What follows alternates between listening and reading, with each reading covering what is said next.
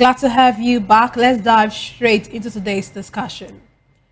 A federal high court in Abuja has convicted Nnamdi Kanu, the leader of the indigenous people of Biafra, IPOB, on all 7 counts of terrorism brought against him by the federal government. Judge James Omotosho held that the prosecution successfully proved this case, noting that Kanu refused to counter the evidence and persistently challenged the legitimacy of the charges. Immediately after the verdict, government lawyers demanded the death penalty, citing the Terrorism Prevention Act and the severity of the offences. Kanu, who's been detained for years and represented himself in court, had previously filed motions arguing that the law under which he was tried was invalid and that his trial breached constitutional protections. However, in a twist, the court sentenced Kanu to life imprisonment rather than yield to the government's demand for a death sentence. Today, I'm delighted to be joined by 2 distinguished guests. Here in the studio, we have Mr. Dele Fanimo. He is a seasoned reporter and a senior political analyst. Thank you very much for joining us tonight. My pleasure. Then joining us virtually is Comrade Destiny Nabulele. He is the former member of Edo State House of Assembly, a public affairs analyst, and a human rights activist advocate. He will get to join us later on in the show. Sir, let me start with you. So, would you applaud this ruling? You know, every Nigerians were all at standstill, if I could say that. Everybody really wanted to know the case or how the case would end, and of course, we've heard it, the life imprisonment. Would you applaud the ruling, or would you say that the judge was lenient with the ruling? Well, it's not a question of applauding or otherwise. That should be the context here. I think the import of the judgment should be our focus.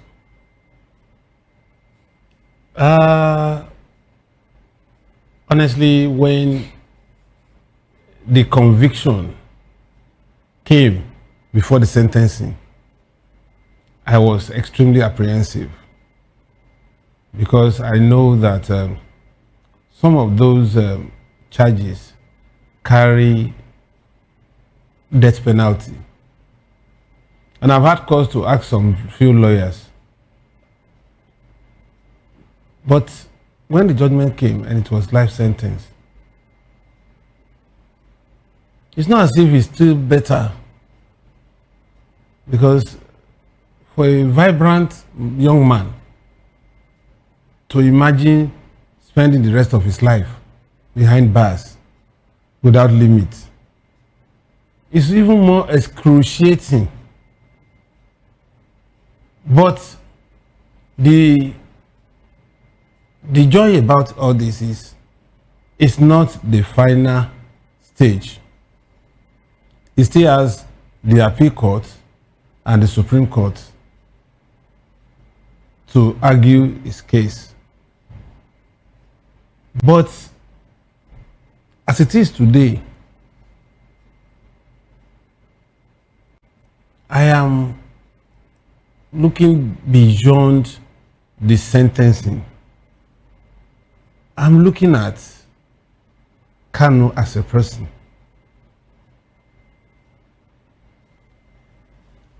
I'm looking at how he will feel. I'm looking at his children, his wife, and his immediate family. Nigerians are funny lot. They quickly forget.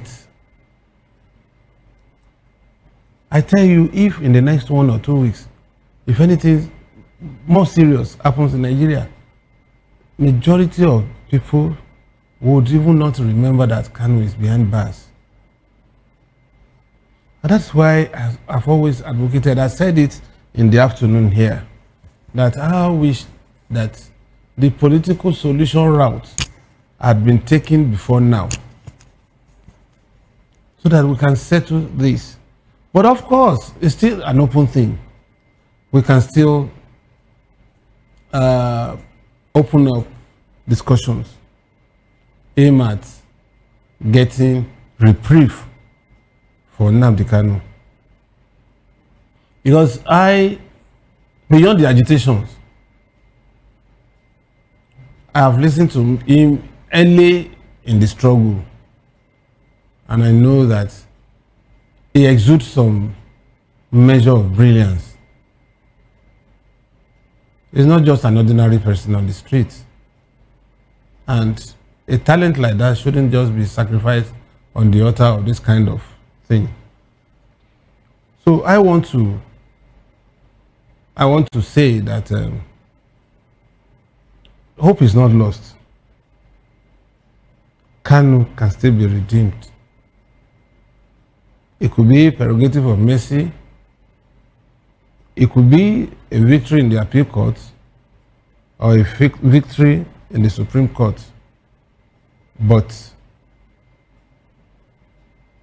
people, well-meaning Nigerians, beyond the Southeast, should come together and see how best this situation can be handled so that everybody will now get a semblance of a win-win situation. And there won't be any victor and not any vanquished. Okay, some persons have said that Nnamdi Kanu was literally sentenced on what he said and not what he did. That people have said worse things than what Nnamdi Kanu has said, and that there's no right to him being placed on life imprisonment because it's just a freedom of speech. What's your take on this? You see, I might find it a little bit difficult to answer that question because I am not a lawyer. I don't know to the extent to which you can talk that it becomes very vicarious liability on your part. So it's a very difficult and dicey question for me to answer if I am not a lawyer, because I don't want to stand the risk of saying something that lawyers would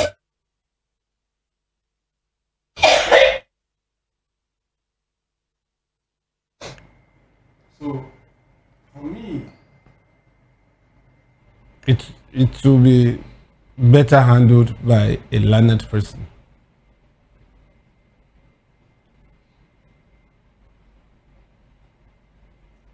Okay. Would you say that Nnamdi Kanu destroyed his case when he chose to defend himself and not allowing lawyers defend him? Because we could see how he behaved in court. Maybe a person of his temperament might not be in the best position to defend himself. Maybe if he had lawyers, don't you think that's something, he would have had a more lenient, how would I put it, a more lenient judgment given to him if he had lawyers that defended him? You see, the caliber of lawyers assembled by Kanu should have been allowed to file their defense in this case. A lawyer of the stature of former Attorney General of the Federation, and there are, I think, about 5 or 6 senior advocates were there in that team. It would have been, because law is about technicalities, and it would have been an advantage to him if those lawyers had taken the case to a logical conclusion the way they started. Of course, they may have some aces up their sleeves that could give a lead to why he should not be convicted. And the court gave him that opportunity, I think more than 2 or 3 times, to file a defense. Because from what I was listening throughout to the judgment, they just said he pleaded not guilty to those charges. And the fact that you pleaded not guilty, that means you have reasons, you have evidence to show that you didn't actually commit the offense. It would have allowed those lawyers to take it to a logical conclusion. But it's quite unfortunate that it went this way. law is so complex. You may think you may not be able to get out of it, but just one loophole may be enough to bring down all the array of evidence marshaled against you in the case. But that opportunity was lost in the course of the trial. And you can see, if you listen to that judgment, the judge relied heavily on the prosecution to arrive at that sentence, that conviction. It could have been otherwise if there are other, there is a process that allows for opening and closing of defense, and then there will be cross-examination and all that, and then maybe there could be just what we consider as medicine after death now, that these lawyers are saying that he shouldn't have been convicted based on vicarious liability, more so when he was not the one that actually committed the murder that was attributed to his instruction. But we didn't have that opportunity to go to that extent in the case. So it's rather unfortunate. Okay. Do you think the judgments would deepen political tensions, especially among his supporters in the Southeast? Of course, they cannot be happy. There's no way they can be happy. But I would advise that there are windows. Appellate court is there. The apex court, which is the Supreme Court, is there. Political maneuvering is there. So hope is not lost. It can still be made good. So rather than escalate tension, I would advise his supporter to remain calm, and let's see how it plays out in these two appellate courts, and then finally how we have gotten to a point that the choices are not too many, and for the sake of the man himself, his immediate family, and his extended family, let us find a solution, a political solution to it, so that the man can return to his family. Okay, and we have our virtual guest join us at the moment. Let us have him, weigh in into this discussion. Good evening, comrade.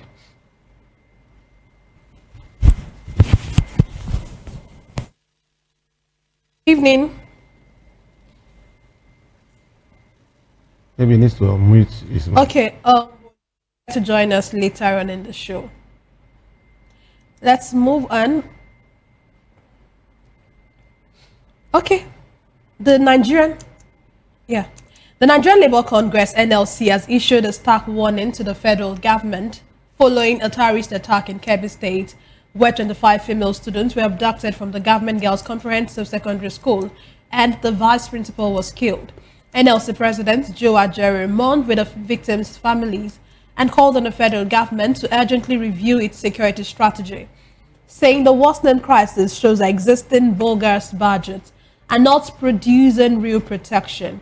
At the same time, the NLC raised concern over a separate incident in Kwara State where suspected bandits abducted 4 rice farmers in Bokungi village. The union warned that insecurity is not just a regional issue, but a national threat, urging the government to confront this evil before it consumes us all. So, do you think the security situation in Nigeria is spiraling out of control with these incidents we're seeing now? Yeah. Nobody's comfortable with the level of insecurity in the country. As a matter of fact, anybody that deludes himself or herself that is safe anywhere in this country will be playing the ostrich. It's a difficult thing to assume that you are safe anywhere you find yourself, because the way these people are spreading their tentacles. Soon, except something drastic is done and steps are taken,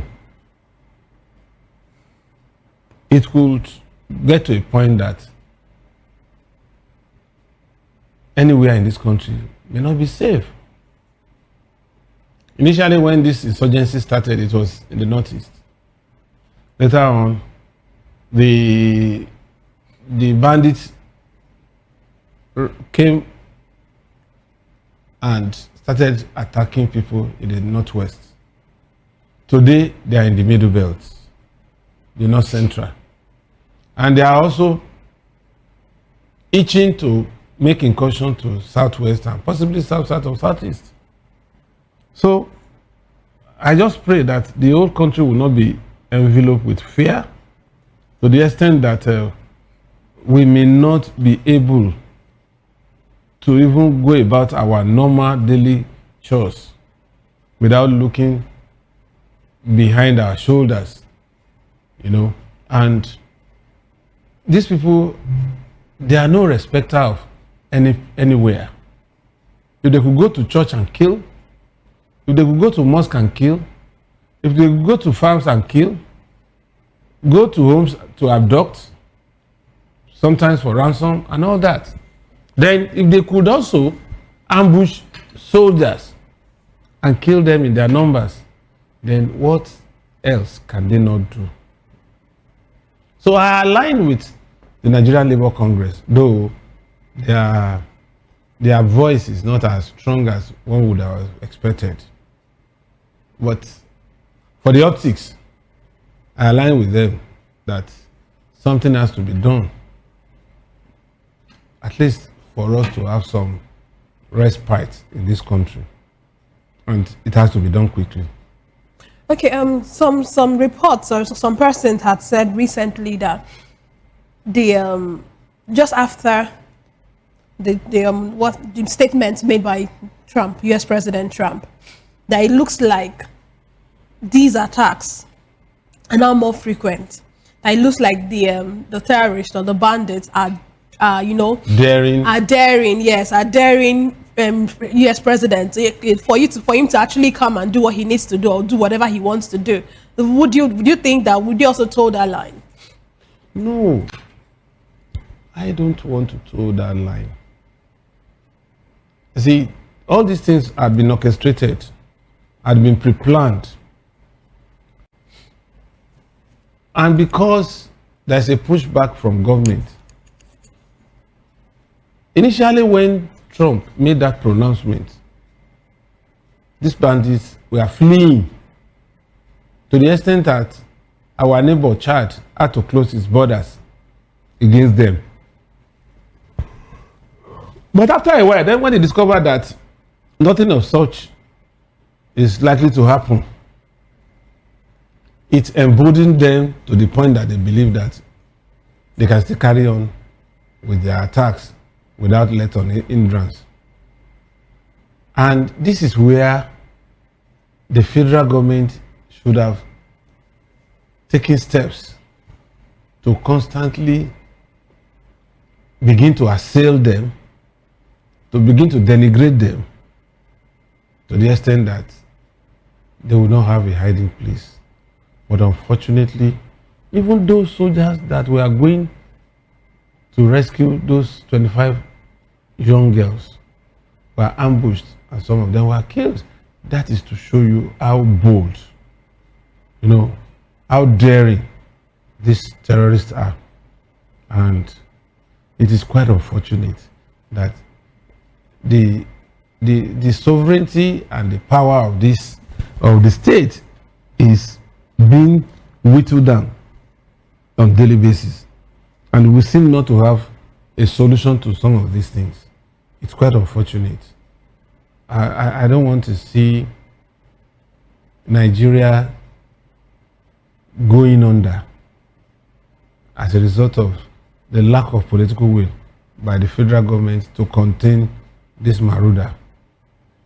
Government should live up to its responsibility and take bold steps to fight these insurgents. Okay, while you were speaking, you made mention of something about it being pre-planned. That the whole issue, the whole entire situation has been pre-planned. Can you throw more light on that? Sorry. You see,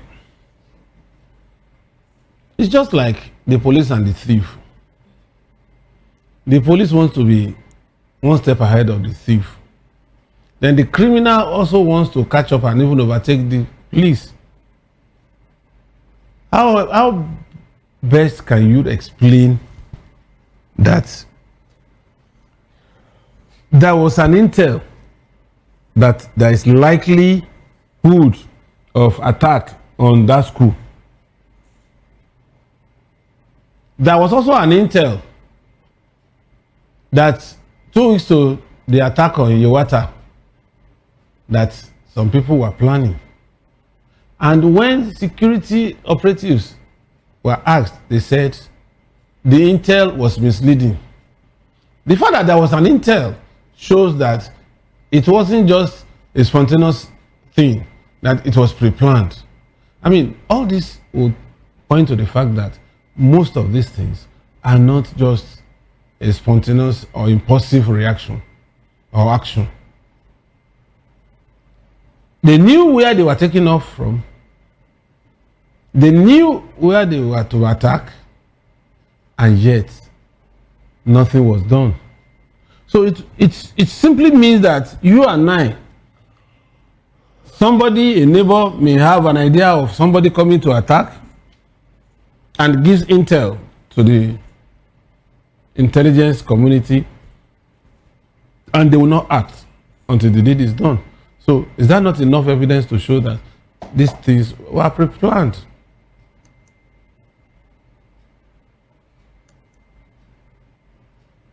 Okay, what security? What comprehensive approach can we take on this security situation? But before you answer that, former Governor Amechi recently said that the federal government lacks the political will to curb this terrorism or to curb our insecurity. Do you think that is the situation here? You see, he didn't only say that. He also said that he has the answer, that they should come for help. And I asked, Amechi, since 1999, when the Fourth Republic took off, and now, that's about 26 years, Amechi consecutively enjoyed 23 and a half years out of these 26. The only time he's been out of government was from May 29, 2023 to now, which is just about 1.5 years. 2.5 years. Now, for 8 years, he was a key player in the last administration. He couldn't give us this information to fight insurgents. He was governor for 8 years, and while he was governor, Boko Haram was already dealing with us in this country, and he couldn't give solution at that time. So what solution does he now have after leaving government for just 2.5 years? Politicians, they play to the gallery, and unfortunately, Nigerians take them serious. When I heard about it, I just took it with a pinch of salt. That what nonsense? How could you have said that? He just wanted to be noticed. That's why he's saying that. And somebody like me would not take him seriously. So then, on the issue of how best to address this, you see, if you talk about it for the next 48 hours, it still boils down to that political will. It still boils down to that political will. And that political will that is lacking would have to be brought to bear for us to find a lasting solution to this insurgency. Because if you ask a military man that probably had been to Sambisa or Zamfara or anywhere and was lucky to come back alive, he will tell you that if the political will is there and the soldiers are given the right incentive, the right weaponry, and the right atmosphere to work, that these are ragtag army that can be denigrated in less than a month.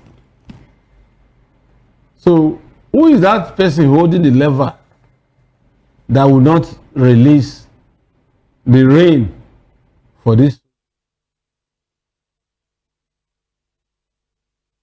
If a non-state actor like Gumi can locate where these people are,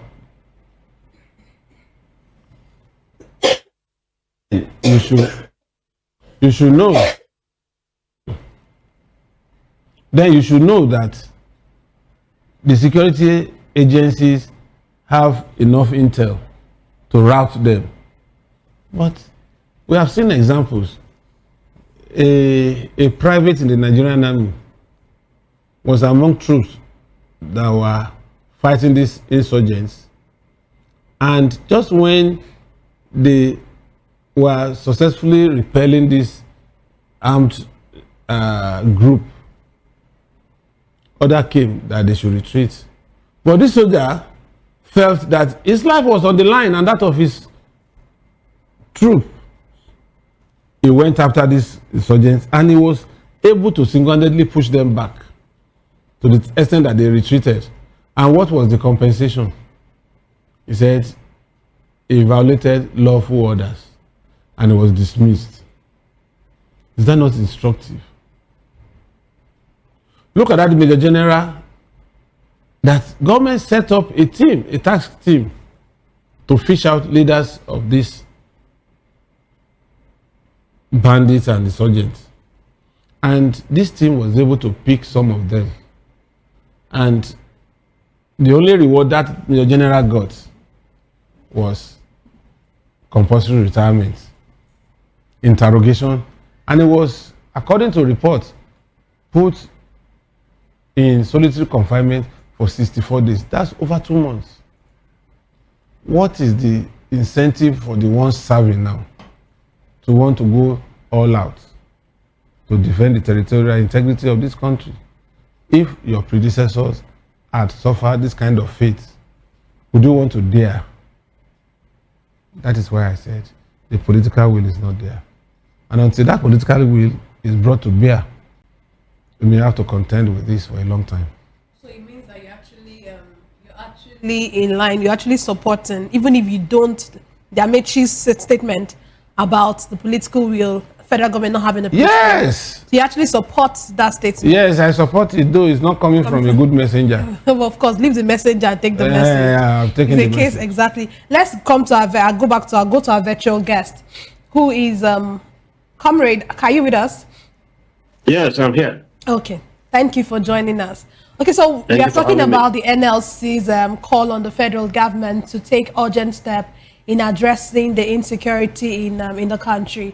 So I want to ask, what's your take on that? What's your take on the insecurity? Do you think the federal government isn't doing enough, or you feel?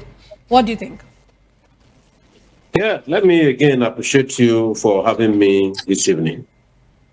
The issue of whether they are doing enough, they are not doing at all. That is the gospel truth. Because if you look at Aristotle, when he tried to understand the state, he said the state is when the citizens are happy and have a honorable life. The question I ask people now, are we happy? Are we living a honorable life?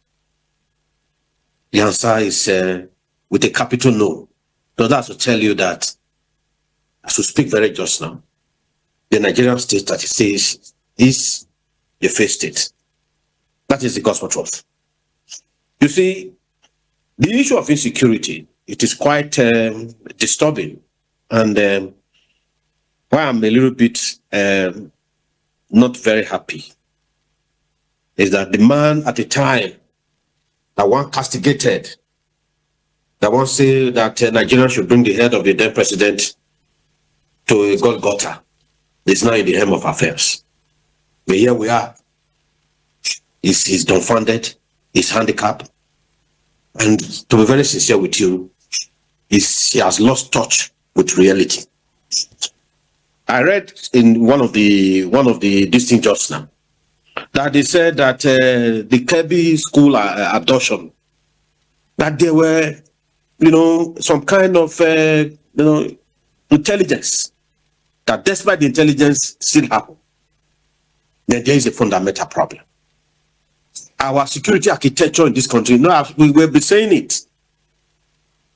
We'll be saying it, that the security formations in this country, they are no longer in tune with their constitutional duty or requirement.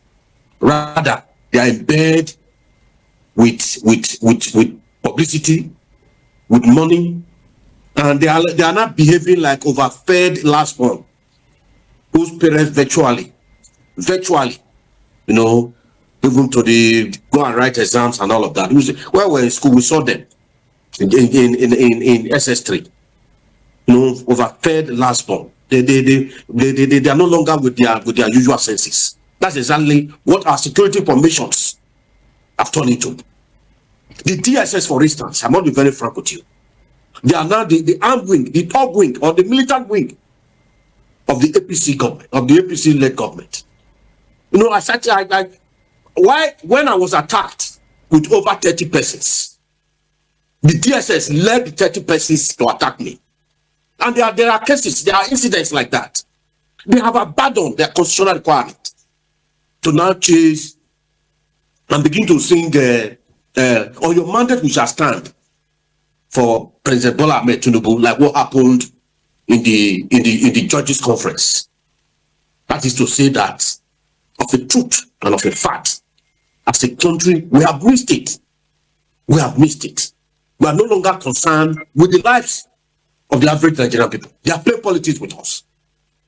Not, I think, two days ago, yesterday, Wednesday, if I'm not mistaken, the governor of Benue, a whole reverend father, earlier, said that there's no genocide in Benue. For some months ago, April, if I'm not mistaken, I know I listened to him keenly. He told us that what is happening in Benue, it is religiously executed. What does that connote? It means that the execution is targeted towards a religion. What is genocide? I think people should go and ask that to Reverend Father. What is the meaning of genocide? A whole Reverend Father. But when I listened to him yesterday, I was just as a person, I was just confused. I sat down, even my wife asked me, what does that mean? Is it because I said yes? I tried to explain to my wife that we will find ourselves at a crossroad. We are finding ourselves at a crossroad. As a people, we are handicapped. Nobody is defending us. If a whole governor that once in April, you can Google what I'm saying. In April, that what is happening, the insecurity that is happening in Benue, that it is religiously executed. And just yesterday here, he's saying that there is no genocide. Genocide. That what is happening is not genocide. The whole Reverend Father. I think we must give a white chalk to Tinubu and every other governors. If you hold a Reverend Father, a religious leader, before now, all the changes, revolutions, the same society that we all clamoring for, or perhaps that some of us inherited or met on ground, they were canvassed, they were fought for by front religious people like Martin Luther King Jr., the Martin Luther King of the Protestants. We all knew what happened to the Martin Luther King Sr. in Germany. What happened? That he broke away and formed. See, and many others, they were all religious leaders. They stick their neck to enable us have the society that some of us met and inherited. And today, our religious leaders are now beginning to be, according to that Bobsy in a religious song, they are now eating jollof rice with in Aso Rock, or perhaps with men in government. They suddenly, lost their cognitive reasoning. Is in shambles, and they can no longer think right. This is a wake-up call to all Nigerians. A wake-up call to all Nigerians. We must rise up, because a closed mouth is a closed destiny. We must speak out, and the time to act is now. If we are all waiting for a governor somewhere, or a House of Rep member, or a senator, or a deputy governor to come and fight for us, we will all wait in eternity, or perhaps some of us will be consumed in the process. So for me, the insecurity that is at the doorstep of everybody, my dear sister, I tell you, from what has happening, I'm in a sober mood, because it's only a fool that will say what befell my neighbor. This is right. It's only a fool. I'm always concerned about my neighbor, because there's a saying in my very rich Benin language. When your neighbor is not at peace, you yourself will not be at peace. If, for instance, you share a place with a neighbor and it's not sleeping well, it's having cough, and you yourself, there's no way you have a very sweet sleep. That is the gospel truth. Nigerians, we must speak out, and we all must act and rise up to defend our country. Patriotism is not about telling lies. Patriotism, but what I understood, or what I have learned, the meaning of patriotism. At least I have a master's in history. I won't have a first degree in international studies and diplomacy. Like what some of our leaders, like what what's his name, the Minister for Foreign Affairs, went to one media and began to insult the sensibilities of the average Nigerian. The average Nigerians. He insulted us and he disgraced himself. You see, your patriotism is not to the man in the aim of affair. Your patriotism is to the collective will of the people. Who are the people? The electorate. And we must defend this country. Okay, when you talk about defending the country, do you really think Nigerians will get to that point? Because we saw what happened during NSARS, and we saw how that degenerated into something nobody liked in Nigeria. And now you're talking about defending ourselves, or defending Nigerians defending themselves. In what way would you really say Nigerians should defend themselves in this kind of situation?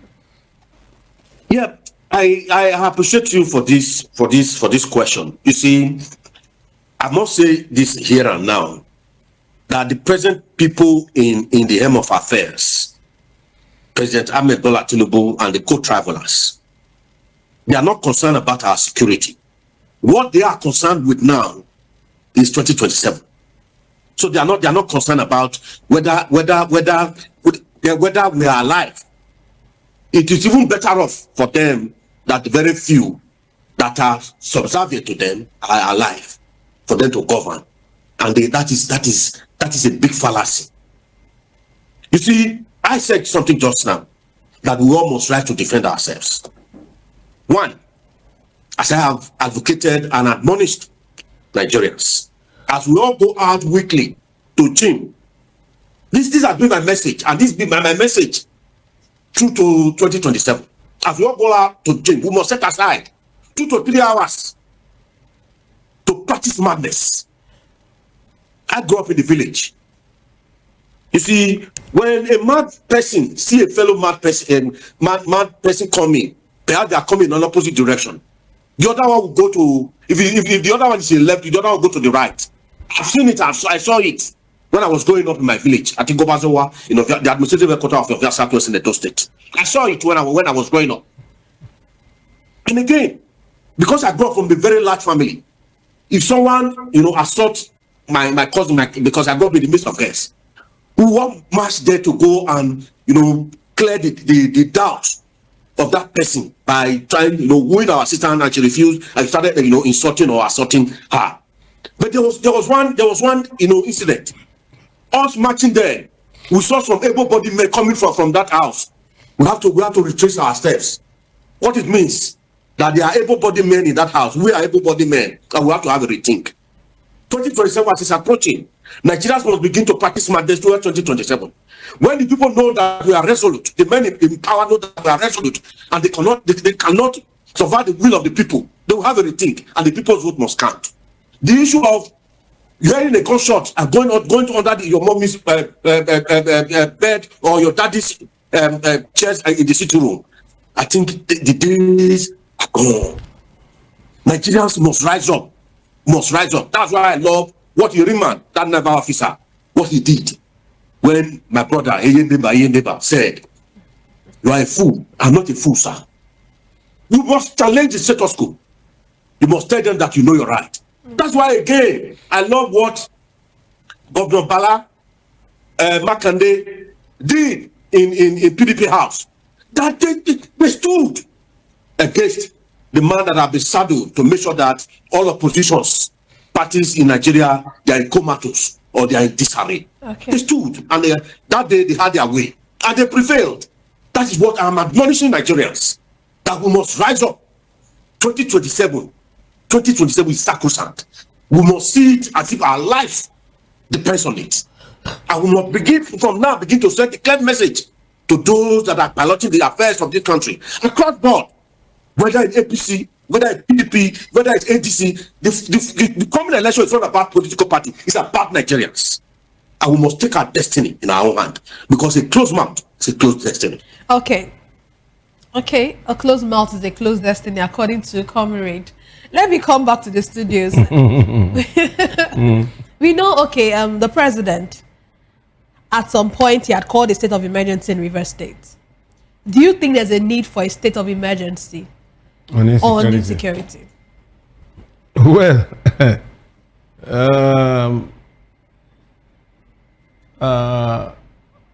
I think, except for the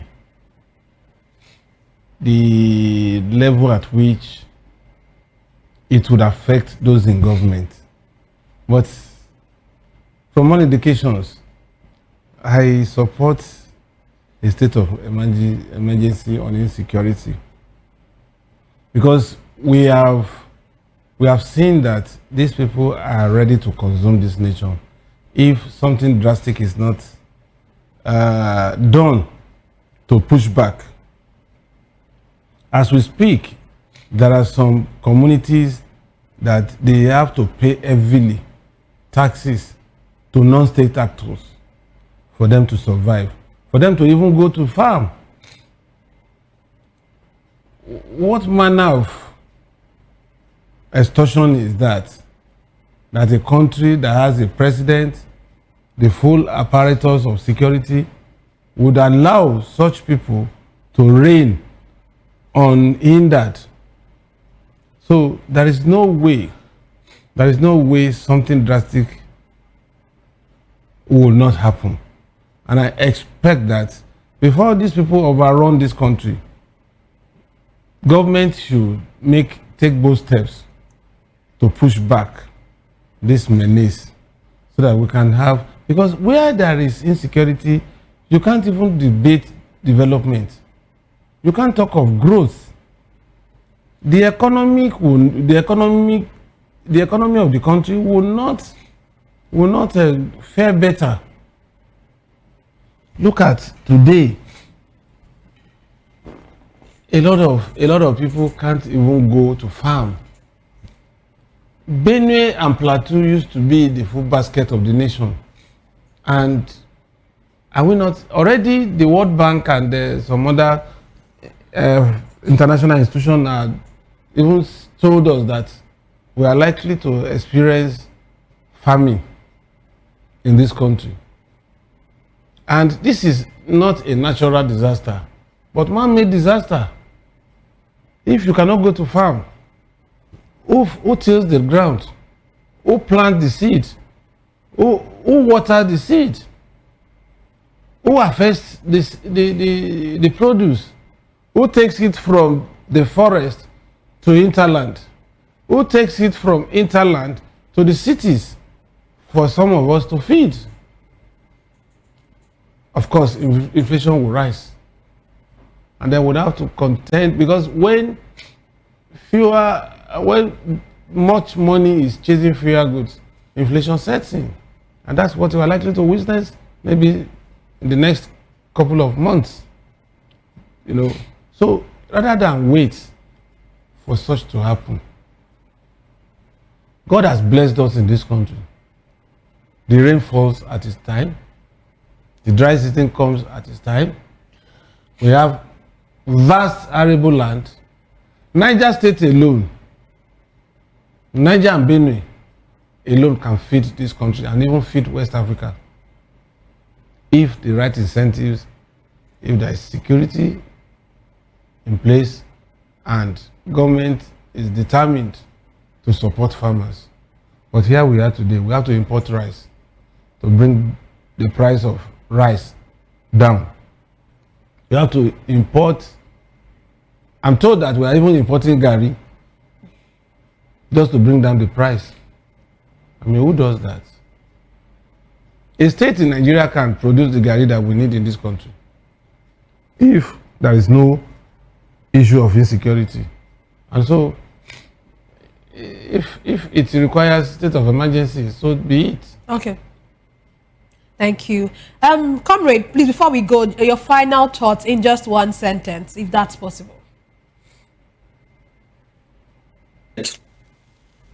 Nigerians must wake up and defend themselves. If they are relying on this crop of persons in the saddle of leadership, God forbid, okay, we will be consumed. Because what they are after is not our survival. What they are after, it is how they can secure 2027. Okay. Just barely a year and 6 months into this administration, they started campaigning. And I said it in this platform that they have missed it. And the issue of governance is in comatose. So what are we experiencing in this country today? Thank you. Thank you very much, Comrade, for joining us all the way from Benin City. And thank you so much, sir, for being with us in the studios. Pleasure. Yes, you're welcome, sir. That's all for today's episode of The Issues. We explore the challenges facing Nigeria's politics, reconciliation effort, and of course, electoral governance. Thank you for joining us. Don't forget to tune in next time for more in-depth analysis and discussion. Follow us on social media to stay up to date on the latest news and insights. Until next time, stay informed. I am Nnamdi Kanu. This has been The Issues on Voice of the People Television, where the future faces forward. Please stay tuned for hashtag with Vivian and Ikechukwu.